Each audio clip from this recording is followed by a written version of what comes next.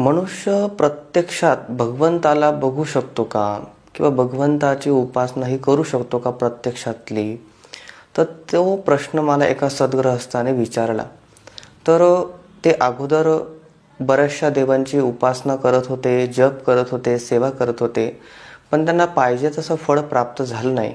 पण त्यांच्या मनाचा एक निर्धार झाला की जोपर्यंत एखादा देव मला प्रत्यक्षात दर्शन देत नाही आणि दर्शन दिल्यानंतर मी त्यांची सेवा करेल, असा मनातला हेतू त्यांचा शुद्ध होता.